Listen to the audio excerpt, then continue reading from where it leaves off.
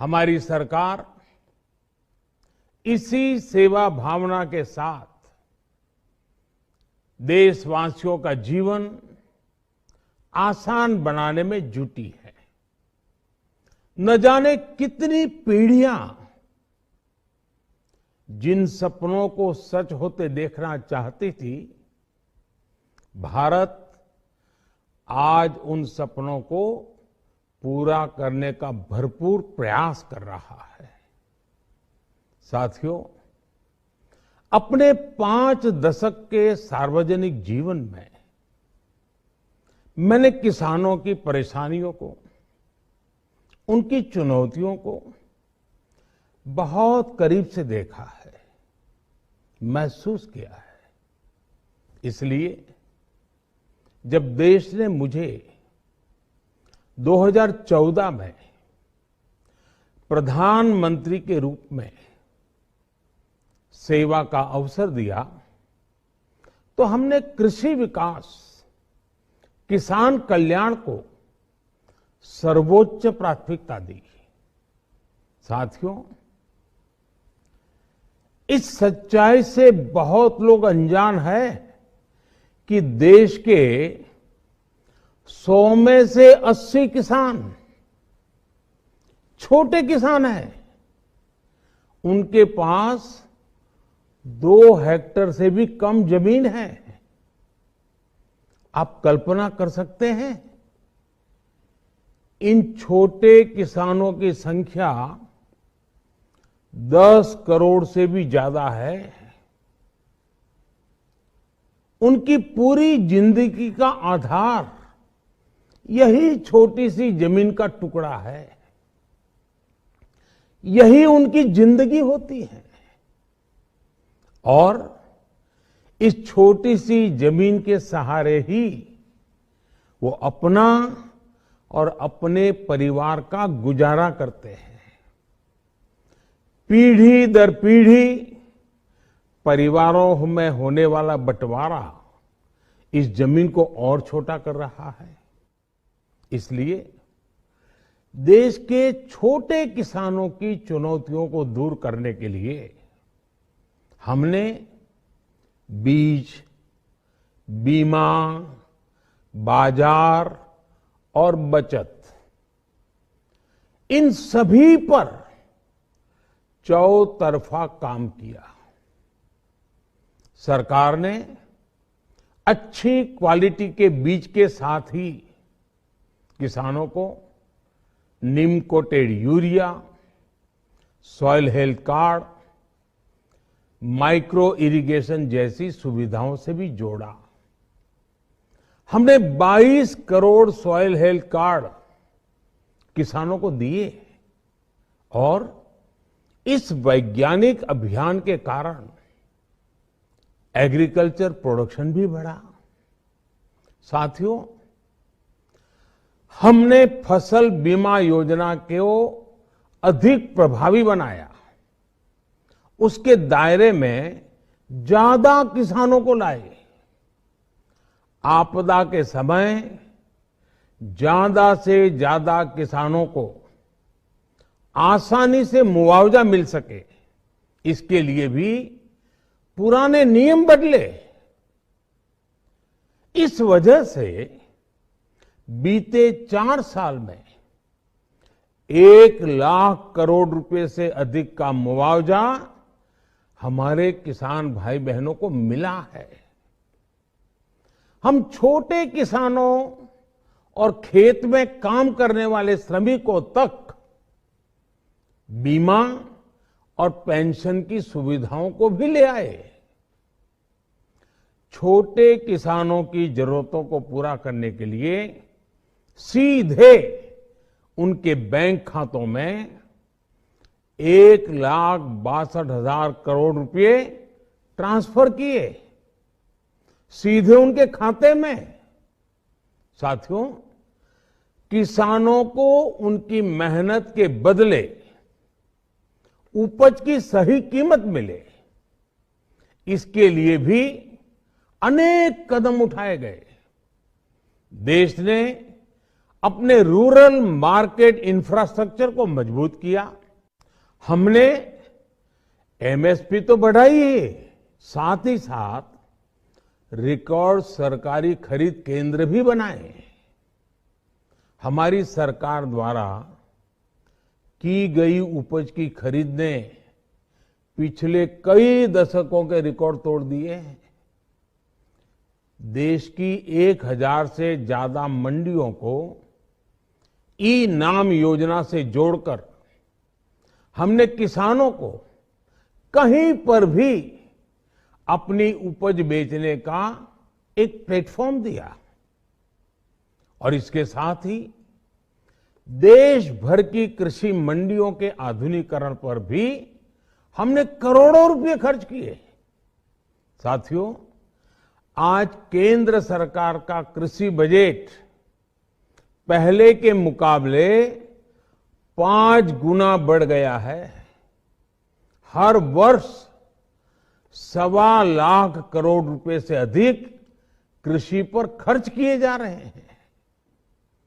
1 लाख करोड़ रुपए के agriculture infrastructure fund के माध्यम से गांव और खेत के नजदीक भंडारण, इसकी व्यवस्था, कृषि उपकरण जैसी अनेक सुविधाओं का विस्तार, ये सारी बातें तेजी से हो रही है। छोटे किसानों की ताकत बढ़ाने के लिए 10,000 एफपीओ किसान उत्पादक संगठन बनाने का अभियान भी जारी है। इस पर भी करीब 7,000 करोड़ रुपए खर्च किए जा रहे हैं। माइक्रो इरिगेशन फंड के आवंटन को भी 2 गुना करके 10,000 करोड़ रुपए कर दिया गया है।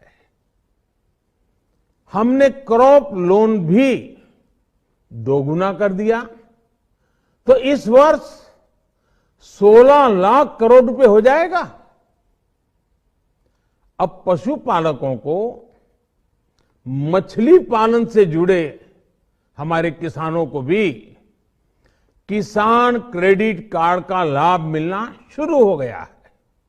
यानी हमारी सरकार किसानों के हित में हर संभव कदम उठा रही है, लगातार एक के बाद एक नए कदम उठाती जा रही है।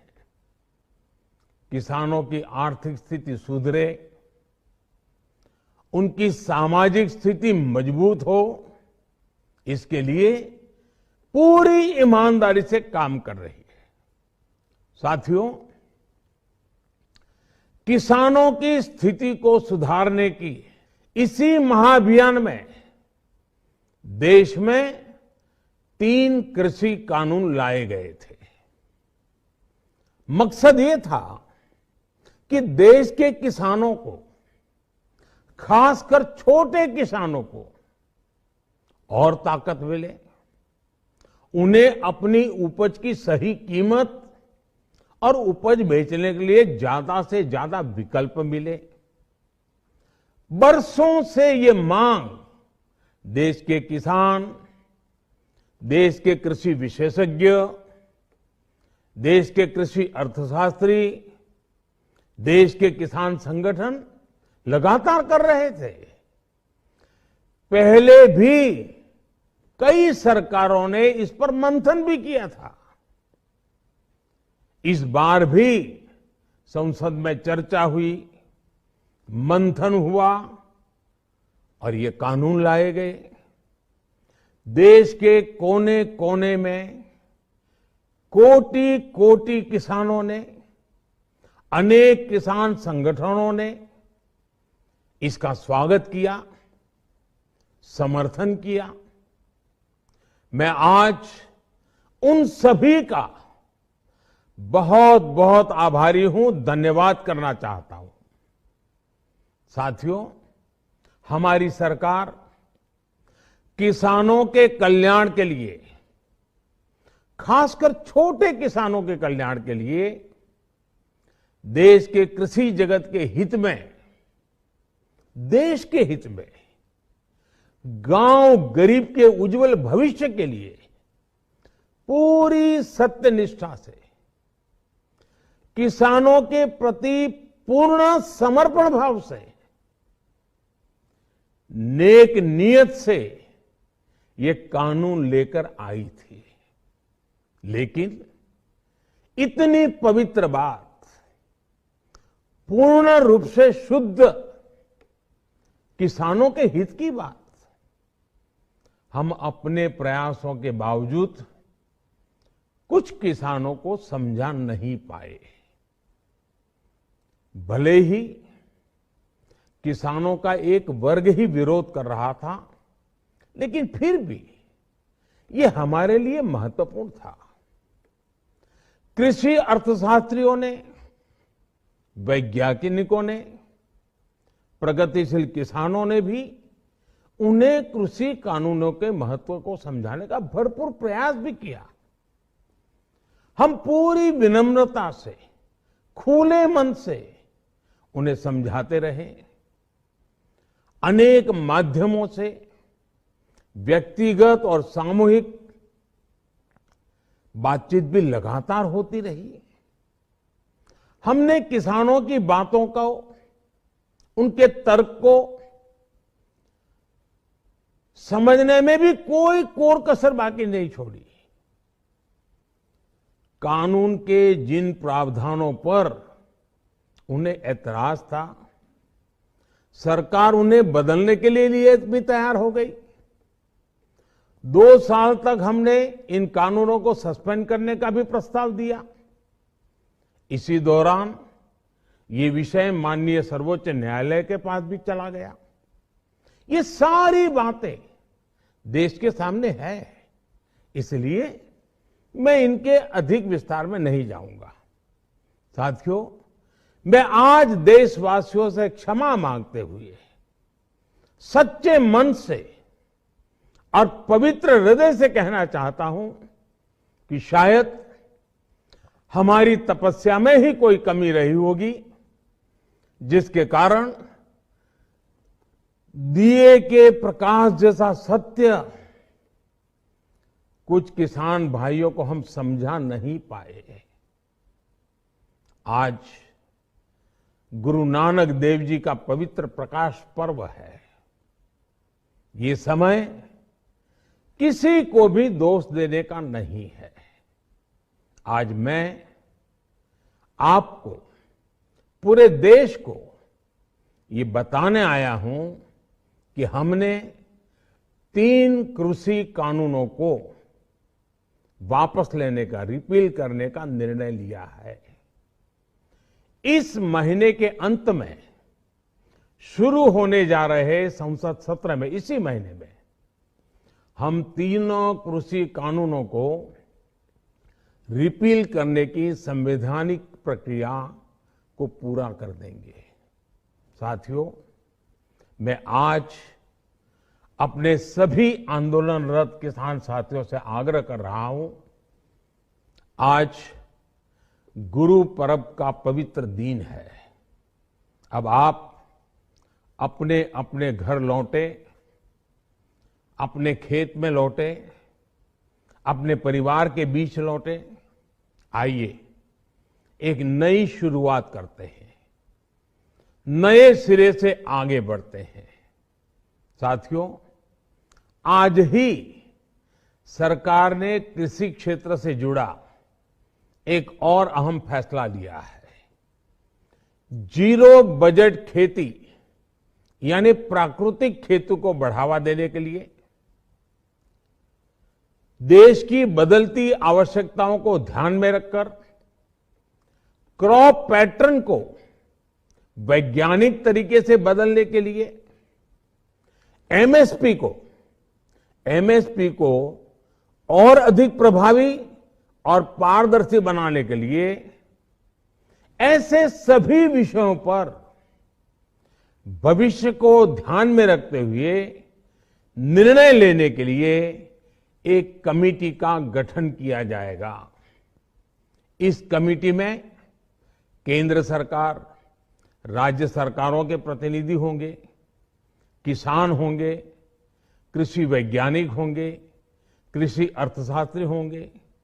साथियों, हमारी सरकार किसानों के हित में काम करती रही है और आगे भी करती रहेगी।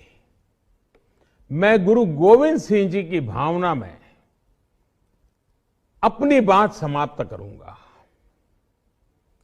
देहि शिवावर मोहे इहे, शुभ कर्मन ते कबहू न टरो। हे देवी, मुझे ये वर दीजिए कि मैं शुभ कर्म करने से कभी पीछे ना हटूं। जो किया किसानों के लिए किया, जो कर रहा हूं देश के लिए कर रहा हूं। आप सभी के आशीर्वाद से मैंने मेहनत में पहले भी कोई कमी नहीं की थी। आज मैं आपको विश्वास दिलाता हूं कि अब और ज्यादा मेहनत करूंगा ताकि आपके सपने साकार हो सके, देश के सपने साकार हो सके। आपका बहुत बहुत धन्यवाद। नमस्कार।